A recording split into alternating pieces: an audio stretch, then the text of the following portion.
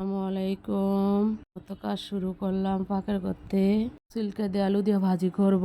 কড়াইতে দিয়ে দিলাম তেল, দিয়ে দিলাম পেঁয়াজ, এটা ভেজে নিব। এটা ভাজা হয়ে গেছে, দিয়ে দিলাম লাল সিল্কা আলু, দিলাম লবণ, হলুদের গুঁড়া, কাঁচামরিচ, ভালোভাবে নেড়ে ছেড়ে দিব।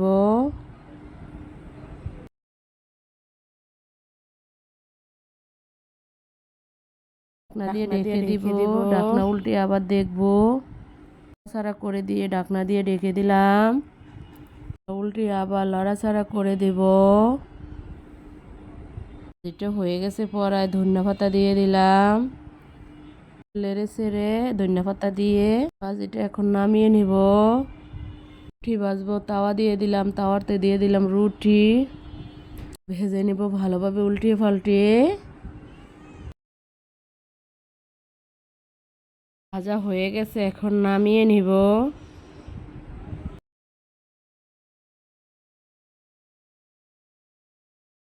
রান্না করব, চুলাতে দিয়ে দিলাম ডাল, দিয়ে দিলাম লবণ, পেঁয়াজ দিয়ে দিলাম, হলুদের গুঁড়া হতে থাকুক। পলক আসছে, এখন ঘুটনি দিয়ে ঘটে দিব। কাঁচামরিচ নামিয়ে নিব। আগার দিব, কড়াইতে দিয়ে দিলাম তেল, দিয়ে দিলাম রসুন পেঁয়াজ। রসুন পেঁয়াজটা ভেজে নিব লাল লাল করে।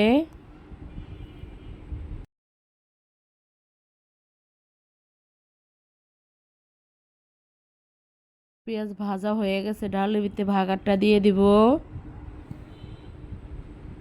দেওয়া শেষ, ধনিয়া পাতা দিয়ে দিলাম। বলক আইছে, এখন নামিয়ে নিব। কই মাছ ভুনা করব, দিয়ে দিলাম তেল, তেলটা গরম আসছে, দিয়ে দিলাম মাছটা ভেজে নিচ্ছি। লাল করে ভেজে নিব উল্টিয়ে পাল্টিয়ে।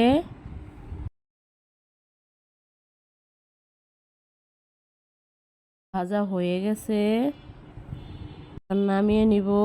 পেঁয়াজ দিয়ে দিব, ভেজে নিব ভালোভাবে।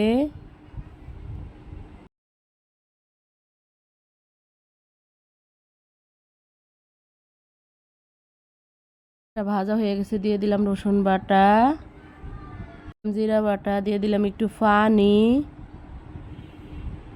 লবণ, হলুদের গুঁড়া, দিলাম মরিচের গুঁড়া, কাঁচা মরিচ। মশলাটা ভালোভাবে কষিয়ে নিব।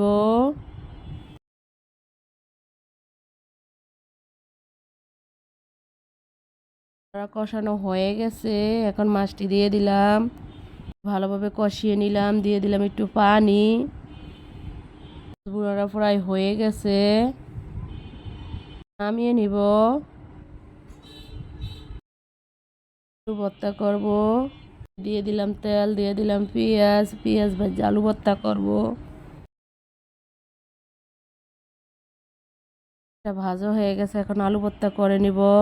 কাঁচামরিচ দিয়ে দিলাম, লবণ মাখা হয়ে গেছে, দিয়ে দিলাম আলু, দিয়ে দিলাম তেল, দিয়ে ভালোভাবে মেখে নেব। ধনিয়া পাতা, ধনিয়া পাতা দিয়ে আলু ভর্তাটা বানিয়ে নিব। বানানো হয়ে গেছে, মাছ ভেজে নিব। তাওয়া দিয়ে দিলাম, দিয়ে দিলাম তেল, দিয়ে দিলাম মাছটা, সুন্দর করে লাল লাল করে ভেজে নিব। ভাজা হয়ে গেছে, মতো রান্নাটা এখানে শেষ। আসবো একটা নতুন ব্লগ নিয়ে। আসসালামু আলাইকুম।